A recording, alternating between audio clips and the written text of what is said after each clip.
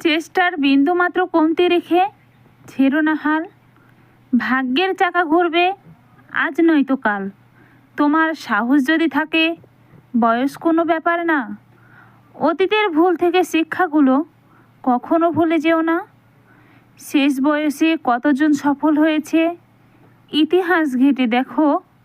তোমার সাহস থাকলে তুমিও হবে। সফলতার অনেক বড় গল্প।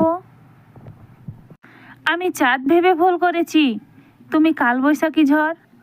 আমি তোমার হয়ে রইলাম শুধু, তুমি করলে আমায় পর।